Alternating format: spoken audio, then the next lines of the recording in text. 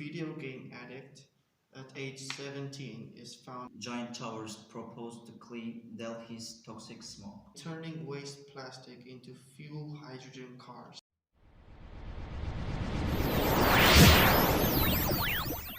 Hello and welcome. This is Tomorrow's Guardians Tech Talk edition. My name is Eric. My name is Fethullah. First of all, we're going to start off with like a pretty interesting topic we both want to. You see, the UK company turning waste plastic into fuel hydrogen cars instantly.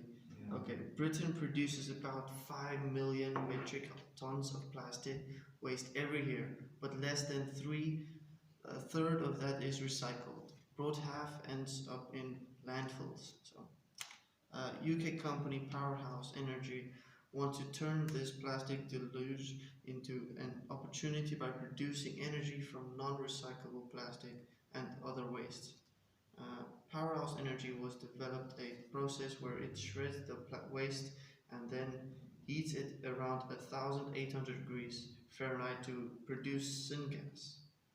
A mixture of hydrogen, methane, and carbon monoxide. Syngas can either be turned to produce electricity or the hydrogen can be separated out the power fuel cells in vehicles.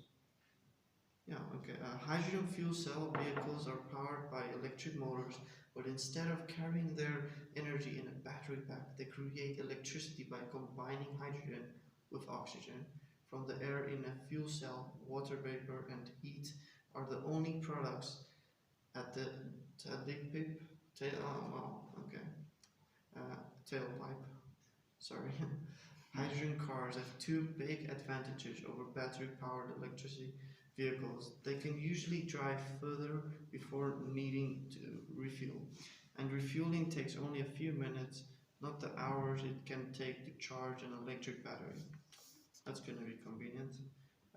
Hydrogen is the perfect fuel for large trucks and buses. It is probably the future of clean fuel because its emission is water.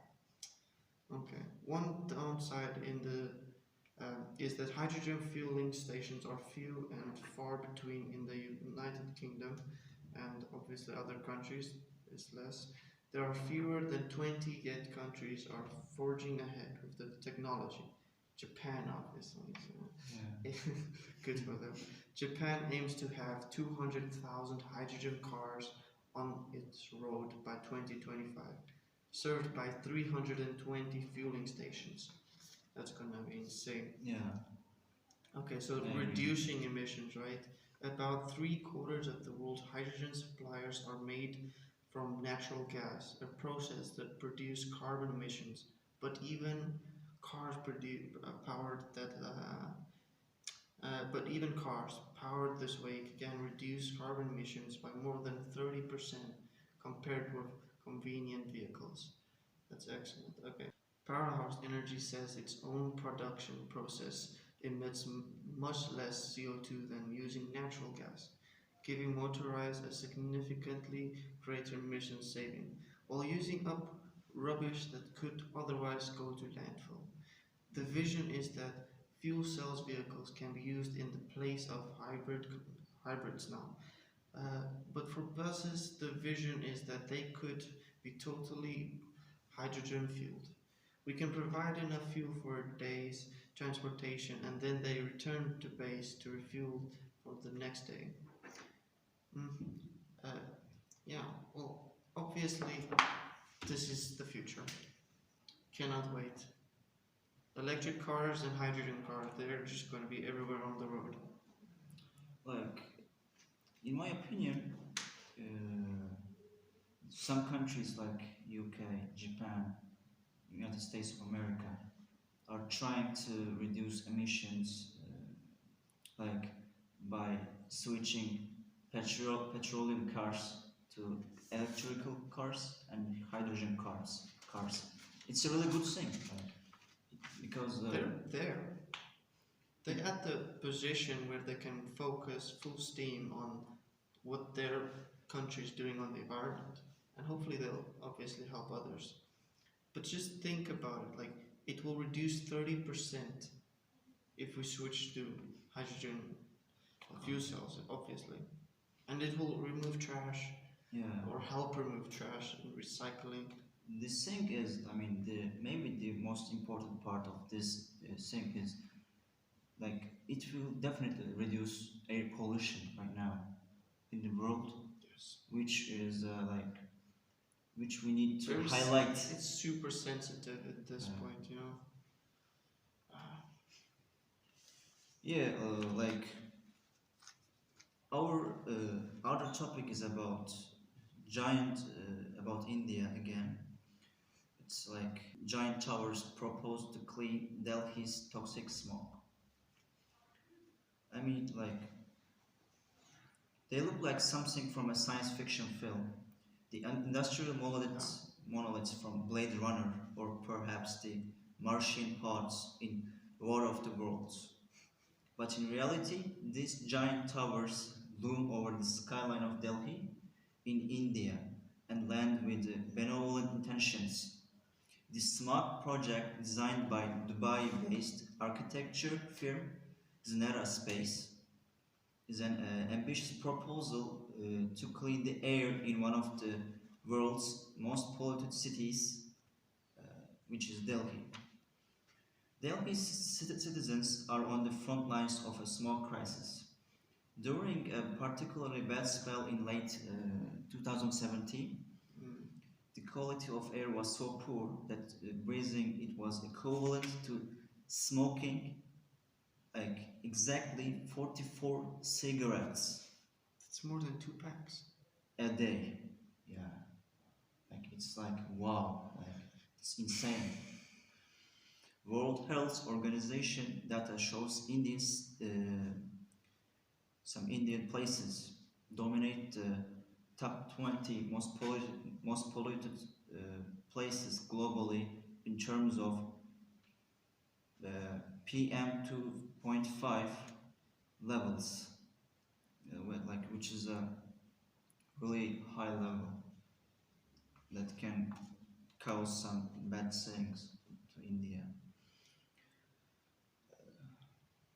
The smog project right now compromises a waste array of 328 feet high air filtration pods, each capable of producing more than 353 million cubic feet of clean air per day, serving an area of exactly 100 hectares, say its designers.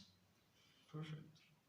Naimus Chaudhry, like that principal architect for the concept, who is principal architect for the concept, said that like it would be in about 150 miles north of Delhi, compares the nation's capital. Inflows at the base of towers suck in air and pass it through 5 stages of filtration, including charcoal activated carbon, negative iron generators, and electrostatically charged plasma Oh, to trap airborne particles. Air is forced upwards where it passes through a photocatalyst filter to, to sterilize bacteria and viruses before being released into the atmosphere. Towers would be powered by solar hydrogen cells laid out in an hexagonal network of skybridges, which is like 15 and 20 meters high. Prototype is at a fully functional prototype is still 2 to 3 years away. well, I think they're gonna have a few of those in each city, right? It's like insane. And I think it's gonna be necessary they start the project obviously in India first. But at least they got all the steps correct, and it's Like definitely gonna be next, right? yeah, Next 2 to 3 years, we're gonna see hydrogen cars. We're gonna see like filtration towers cleaning the city's emissions. Perfect. We're almost there. Okay. Well, a bit on a sadder note, but I want to bring awareness to this topic, especially. I think we've all been through it. Okay, so a video game addict at age 17 is found slumped dead on his computer after suffering a stroke as he played at night, like probably the whole night in Thailand. Okay, so clearly, um, a teenager in Thailand collapsed and died at the computer after having all-night gaming session during his high school holidays. Uh, Piyawat Harikun, I might be pronouncing wrong, had broken up from classes towards the end of October, using the free time to stay in his room on multiple battle games on his PC. His parents said he would stay up all night and draw the curtains in the day to continue his fixation with gaming. Already a bad sign. Spending hours on the computers at the home in Udon Thani, northern Thailand, not sure. They would take food to his room and urge him to stop, but he refused from the computer chair.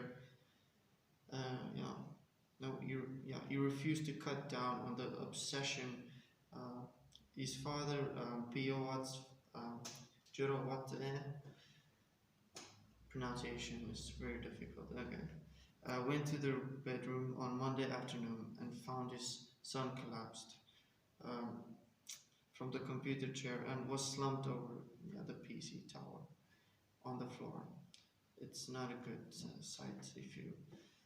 There was a pile of takeaway boxes on the desk and a bottle of fizzy pop at the feet, while his headphones were resting on the top of another computer tower.